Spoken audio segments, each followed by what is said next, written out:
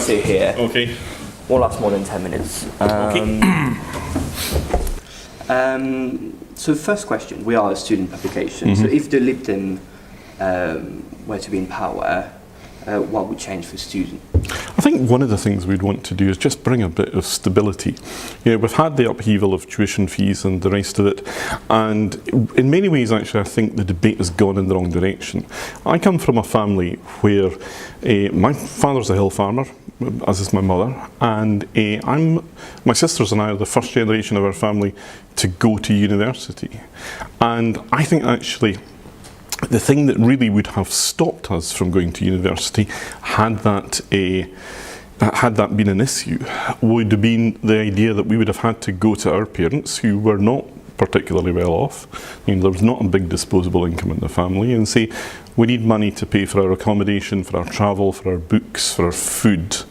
That would have been a real disincentive. So I think actually I would like to see the debate now centring around how we support students from poorer backgrounds into higher education and give them the opportunities that people of my generation had. Because of course, it's all very well for me to talk about it, because I went at a time when students got full grants. Not a massive grant, but it was enough to keep you comfortably. But that was at a time when maybe 10 to 12% of the population went through higher education. When you're looking at 45 to 50%, you have to accept that things will be done differently. And so with that growing population going to university, how do you pay for those fees and those grants? Well, I mean, at the time, your tuition and your tuition was free, and your maintenance was came in the form of a grant, and you know that made it an awful lot easier. What would have been the disincentive, though? I don't think it would have been the idea that at the point where I was finished university that I would have to pay something like £30 a month if I were on £25,000 a year, but it would be the upfront costs, it would be the costs in the here and now that I would have to be running to my parents for. So I think that's where we really need to move the debate and accept really what we've got now actually is a system of a graduate tax. Call it that and actually turn it into a proper graduate tax. So UCL here, at UCL, we suffer from a series of overcrowding issue, for example. What, apart from economic issue, is the biggest issue campuses face in the UK, do you think? I think you will find different stories across the whole of the country. I mean, forgive me, I've been here for 5 minutes. I didn't know that you had an accommodation problem. That sounds to me like one of the better problems to have, because it's a problem of success. It means that you've got people wanting to come here and study here, and it'll be for the university authorities to sort that. I guess the challenges facing my own university, Aberdeen University, would be very different from the problems facing UCL, and this comes down to a general approach to government, and it is that there shouldn't be somebody sitting in an office in Whitehall saying this is what every university in the country must do.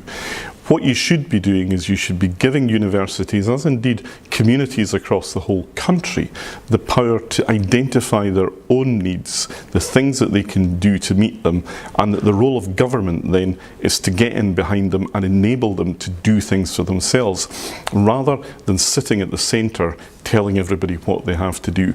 That in many ways is this approach that has created so many of the problems today. It's never going to be part of the solution. Okay, thank you. So UCL is one of the most international universities in the UK, and so now we are facing the issue of Brexit. Your party wants to stop Brexit in a way or another. How do we stop Brexit, or can we stop Brexit?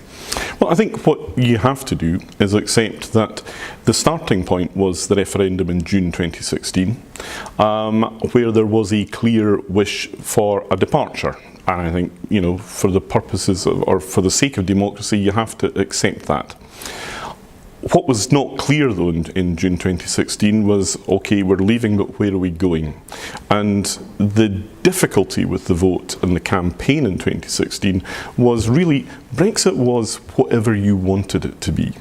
So if you wanted Brexit to be a sort of small government, low tax, low regulation economy of the sort that Philip Hammond, the Chancellor of the Exchequer, describes, then yes, Brexit could be that.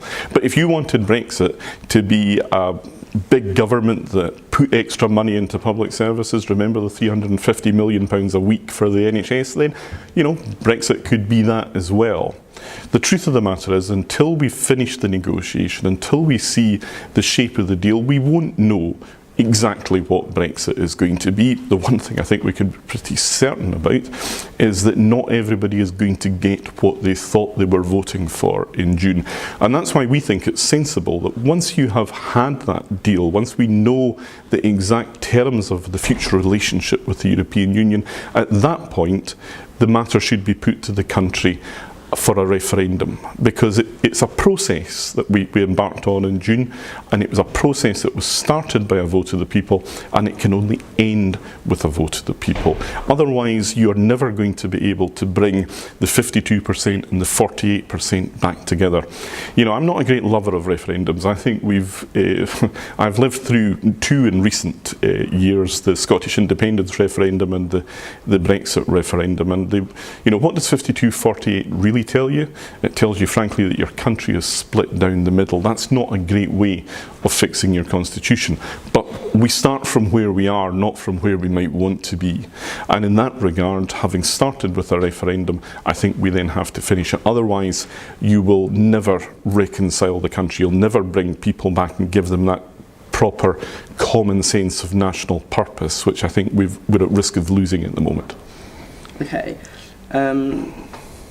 So once Article 50 has been set in motion, the only way it can be retracted is if all member states agree.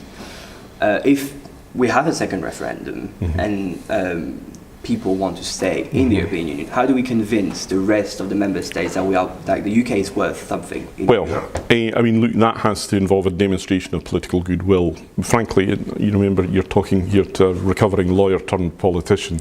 So this is at the interface of where law ends and politics begins. On the question of Article 50 itself, Article 50 is pretty much silent, actually. The requirement for a unanimous vote is for a period of extension beyond the 2-year period. Whether it is revocable or not is far from clear. It's a matter that might soon be the subject of a judgment from the European Court of Justice. There is a case heading its way at the moment for judging on that very point. But for all practical purposes, it is a political question rather than just a legal one. And it would be for us to say that, or to demonstrate to the other members of the European Union that we were acting in good faith. For what it's worth, I spend a lot of time talking to politicians from different parts of the European Union, principally Liberals and Liberal Democrats, but not exclusively. And I think there is still in the rest of Europe an understanding or a willingness for Britain to remain part of the club, if that were still possible. If we are to believe, then they will regret seeing us go. But I don't think they're pushing us out the door. Okay, thank you. And so if the UK wants to stay in Europe and be a full European country, it has to be interested in other European countries. So what do you think about the recent elections in Europe, in France, Austria, Germany? Well, France was one of the most interesting ones, because that was really where you saw an emergence of a progressive but still reforming force within the European Union. And one of the great frustrations for me as a Liberal is that all my life, as somebody who's pretty wholeheartedly committed to Britain's place within the European Union, I've wanted to see it reformed in so many different ways.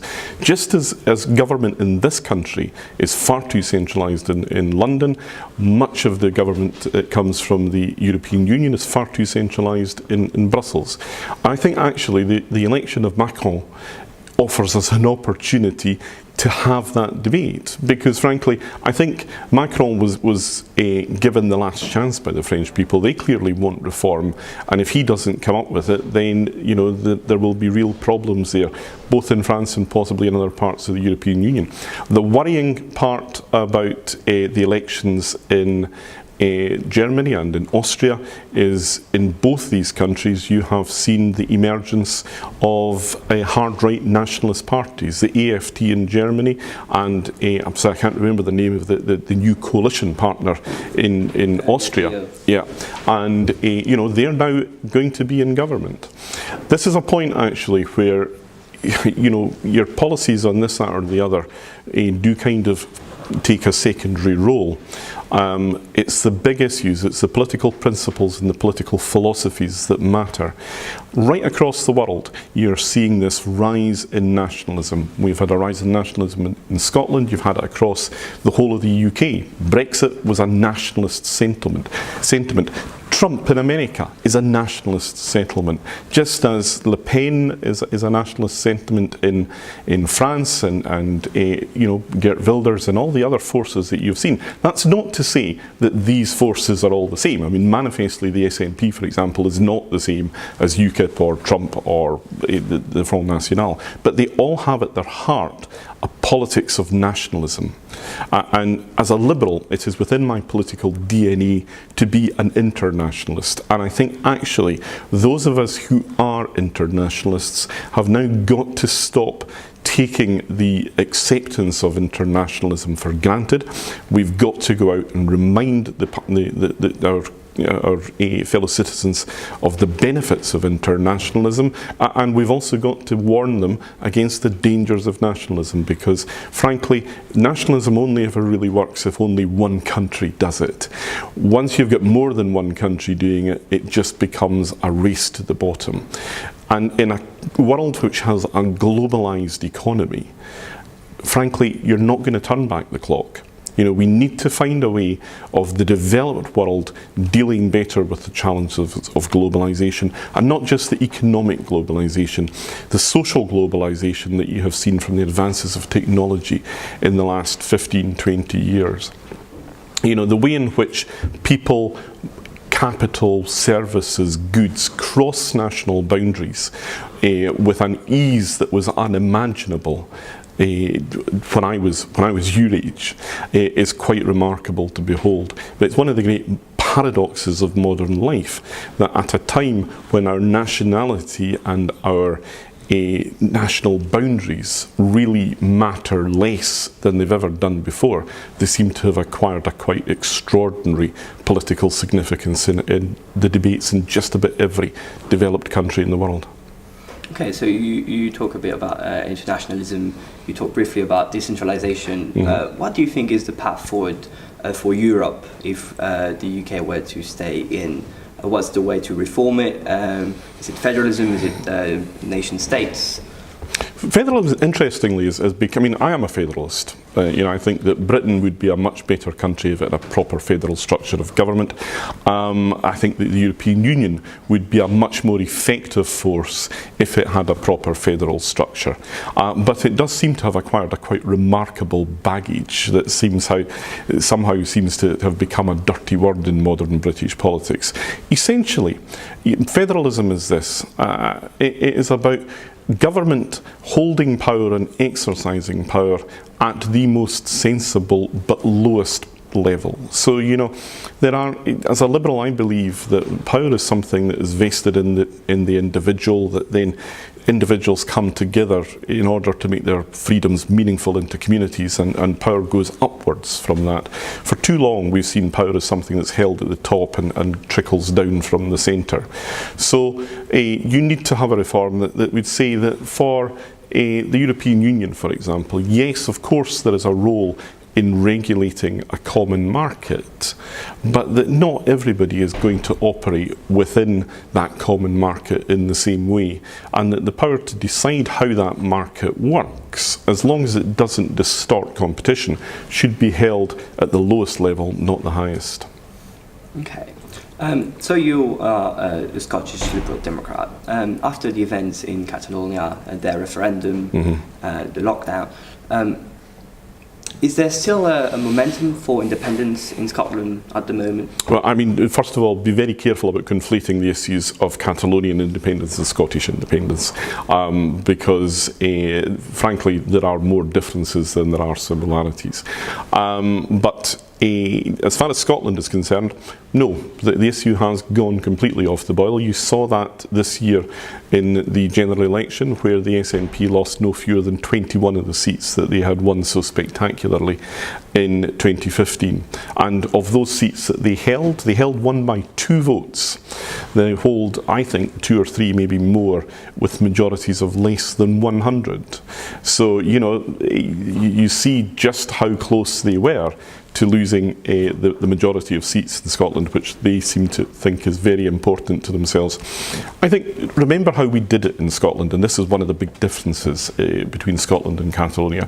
We had the Edinburgh Agreement, which was where the UK government and the Scottish government agreed the basis on which the Scottish government could hold a referendum on independence. Part of that Edinburgh Agreement was that this would be a once-in-a-generation, a once-in-a-lifetime experience. I think, in fact, Alex Salmond and Nicola Sturgeon said it would be. I think everybody took them at their face value in that, and now I think the prevailing mood in Scotland is that really we want a government that is going to focus on the problems in our schools, in our hospitals, in our streets, in our transport system, in our legal system, rather than looking constantly at the constitutional question. Now, the SNP will deny that, but I think you see the way the votes went in June, and actually you'll see the people in Scotland have really had enough, for the meantime at least, of the constitutional debate. So considering the fact that you are the spokesperson for Northern Ireland for the Liberal Democrats, what do you think is the resolution for the lockdown in Stormont in Northern Ireland? Well, the resolution is quite simply for all parties in Northern Ireland to honour the terms of the Good Friday Agreement, which was the treaty that set up the Power Sharing Assembly in Stormont at the moment. I think the DUP could help enormously if they would deal with the Renewable Heat Initiative. Remember, that was what was right at the very root of it all these months ago. But frankly, the Good Friday Agreement relies on everybody proceeding in good faith and doing the best in the national and the community interest in Northern Ireland. And as I look at it, I see the DUP on the one side and Sinn Féin on the other, determinedly pushing the interests of only one part of the community, not taking the bigger interest. That was what the early generations of Northern Ireland politicians, even up to Martin McGuinness, working with Ian Paisley, something I never thought I would see as a young boy. You know, the fact that they were prepared to put aside their differences and to work in the national interest was quite remarkable, and I think the parties now need to get back to focusing on the bigger picture, pursuing a national interest rather than their own narrow party interest. It's political will, it's as simple as that, and frankly they don't seem to have it, and I think if they risk the peace process, then they will eventually be severely punished by their own people. Well, Alistair Carmichael, thank you for answering our questions. Thank you very much. Great.